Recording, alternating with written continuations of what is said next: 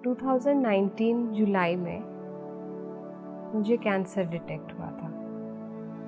उसके बाद हस्बैंड ने डिसाइड किया कि दिल्ली में पोस्टिंग लेंगे और ट्रीटमेंट मेरा दिल्ली से होगा, जबकि हम लोग उस टाइम भुवनेश्वर में थे। अगस्त 2020 में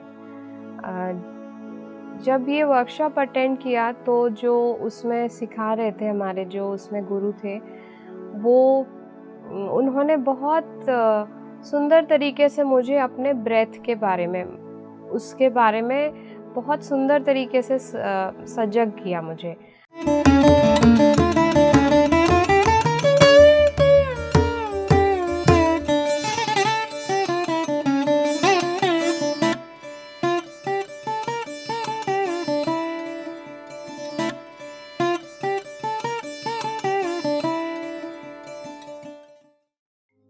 नमस्कार, मैं अमिता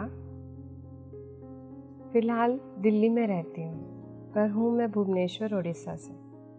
दिल्ली में आने का कारण एक बहुत बड़ा चेंज 2019 जुलाई में मुझे कैंसर डिटेक्ट हुआ था। उसके बाद हस्बैंड ने डिसाइड किया कि दिल्ली में पोस्टिंग लेंगे और ट्रीटमेंट मेरा दिल्ली से होगा, जबकि हम लोग उस टाइम भुवनेश्वर में थे। तो उसके चलते हम लोग दिल्ली में आए, लेकिन पूरी पोस्टिंग आते आते फरवरी हो गई। ट्रीटमेंट मेरी अगस्त 2019 से स्टार्ट हो गई थी। स्टार्ट हुआ ट्रीटमेंट, और उस दौरान जैसे कैंसर था तो थोड़ा सा नर्वसनेस था, लेकिन किसी ने मुझे कहा कि कभी ये पूछना नहीं कि वाई मी, मैं क्यों, मुझे क्यों हुआ कैंसर। तो मैंने ये मन ही मन ठान लिया था कि नहीं, मुझे ये नहीं पूछना कि मुझे क्यों हुआ, क्योंकि शायद मुझे ये पता है कि मैं हूँ द चोज़न वन, मैं स्पेशल हूँ, इसीलिए भगवान ने मुझे चुना है। और कैंसर तो ठीक हो जाएगा, ट्रीटमेंट अच्छे से चल रहा है, मेरा ट्रीटमेंट बहुत ही अच्छे डॉक्टर्स कर रहे हैं, तो मैं तो ठीक हो जाऊंगी। लेकिन एक अंदर कहीं एक बड़ा ही एंग्जाइटी था कि ये हुआ तो कुछ ना कुछ तो होगा, इसके अंदर मैसेज क्या देना चाहता है कैंसर। और उस दौरान मैं डॉक्टर ब्रायन वेस्ट का एक बुक है, only love is real and same soul many bodies, ये दोनों बुक मैंने पढ़े। तो इस बुक में मैंने जैसे पढ़ती गई ट्रीटमेंट के दौरान ही ये मैं पढ़ती गई, तो ट्रीटमेंट में जो भी हो रहा था उसको एक्सेप्ट करना, कैंसर एज अ डिज़ीज़, उसको एक्सेप्ट करना, ये इस बुक में पढ़ते पढ़ते मेरे अंदर और ज़्यादा स्ट्रॉन्ग हो गया कि ठीक है, ये हुआ है, कोई रीज़न है और मुझे वो रीज़न को ढूंढना है। समझ में आ गया, सोल का कॉन्सेप्ट समझ में आया। सोल प्लान करके खुद आते हैं, और ये जो हमने चुना है, मैंने जो चुना है, ये मैंने ही चुना है कैंसर, ये बात मुझे उस बुक में पता चल गया। ट्रीटमेंट 8 राउंड्स ऑफ केमोथेरेपी, फिर सर्जरी एंड देन रेडिएशन, ये सारा 8 महीने में ख़त्म हो गया। मैं बैक टू नॉर्मल हो गई, और उस दौरान लॉकडाउन भी हो गया। और जैसे हम पोस्टिंग तभी आए थे, ट्रीटमेंट तो अगस्त से शुरू हो गया था, लेकिन पोस्टिंग हस्बैंड की फरवरी में आए, तो हम लोग शिफ्ट फरवरी में हुए थे दिल्ली में। और हम लोगों को परमानेंट अकोमोडेशन जो होता है वो नहीं मिला था, तो हम लोग गेस्ट रूम में रह रहे थे। तो एक ही गेस्ट रूम में मैं, हस्बैंड और बच्चे रह रहे थे। तो एक अजीब सा एंग्जाइटी फिर से बहुत ज़्यादा बढ़ने लगा। कुछ ऐसा अजीब सा लग रहा था, हो क्या रहा है, अब क्या आगे करना क्या है। अब मैं ठीक तो हो गई, लेकिन मुझे पता ही नहीं चला कि कैंसर ने मैसेज क्या दिया, अब मुझे कौन हेल्प करेगा। तो इसी तरह से मैं यूट्यूब में देखती रहती थी, और देखते देखते एक फेसबुक में कम्युनिटी नज़र आया जिसमें 2 वर्ड्स मुझे बहुत अट्रैक्ट किया, कॉस्मिक और अबंडेंस। तो मैंने उसमें एक फ्री वेबिनार था, उसमें मैंने चेक इन किया और उसके बाद उसके वर्कशॉप अटेंड किए। तो उस वर्कशॉप से ये हुआ अगस्त 2020 में।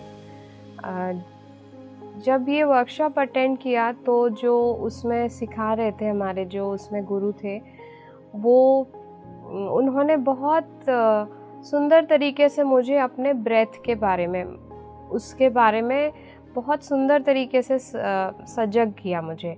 मैं जानती तो थी कि ब्रेथ है, बट अवेयर नहीं थी।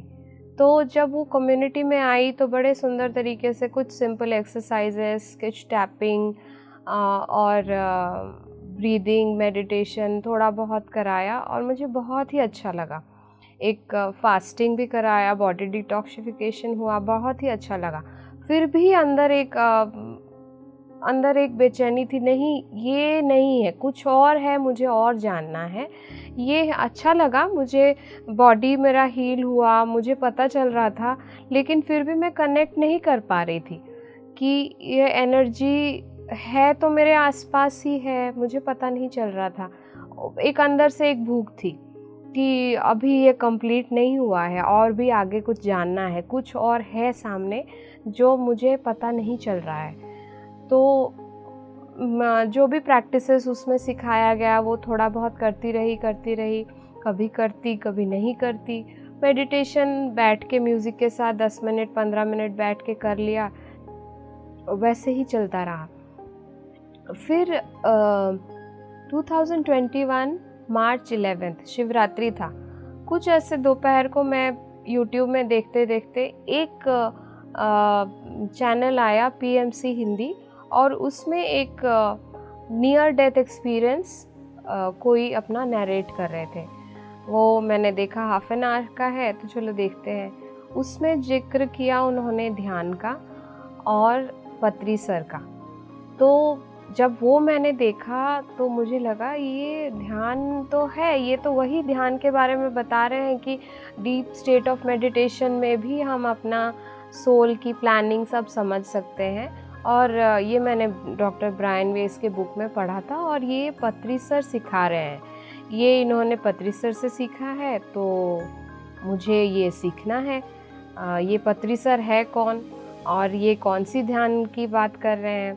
फिर PMC चैनल में मैं और ज़्यादा देखती गई, सबके सारे मास्टर्स के बहुत सारे इसमें अनुभव उन्होंने शेयर करा था।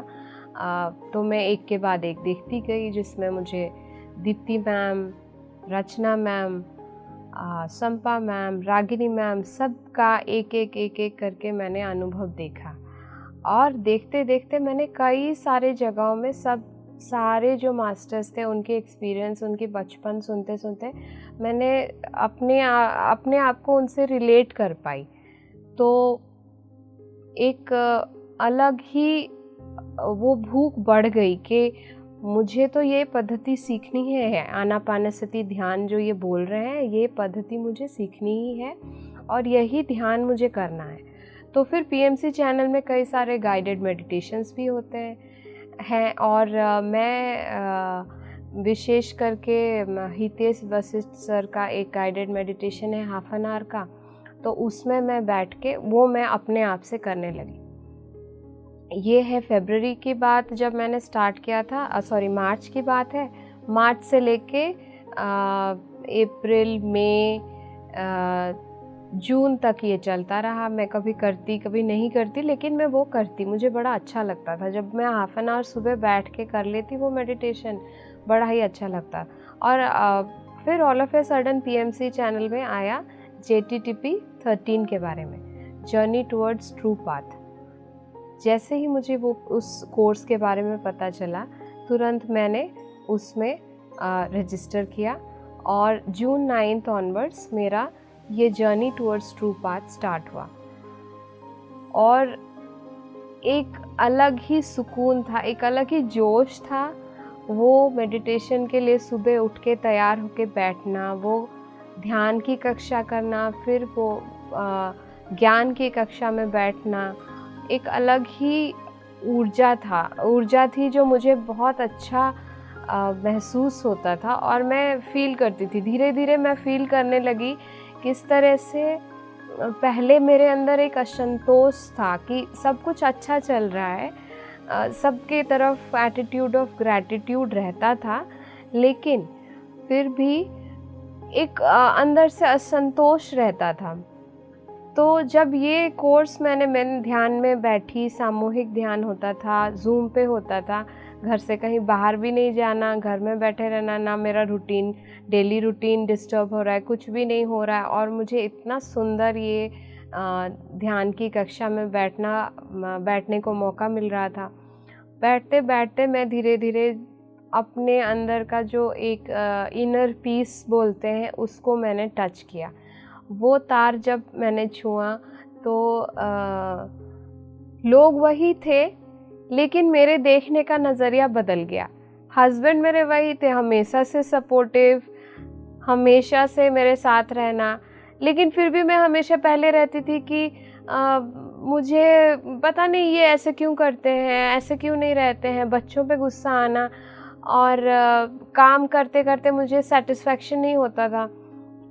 ध्यान से पहले की ये अमिता थी, ध्यान के बाद मुझे वही लोग इतने प्यारे लगने लगे कि मैंने कहा मैंने कभी इनको इस नज़र से देखा ही नहीं है। अब इन्होंने मैं एज अ सोल मैंने प्लान किया है ये लाइफ जीने का और इन्होंने मुझे सपोर्ट किया है, तो how much grateful I am to them.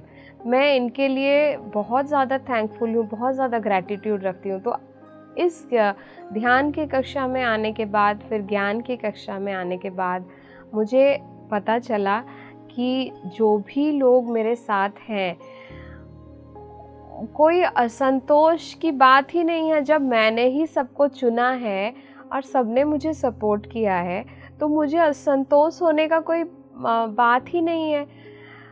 फिर ये जो कोर्स ख़त्म हुआ तो उसके बाद ध्यान में बैठना बड़ा ही मज़ेदार लगता था। ध्यान में बैठती थी और इसी दौरान मैंने देखा कि किस तरह से I have planned my own reality, जो कि हमें सेथ विजडम से सिखाया गया, बताया गया कि we create our own reality.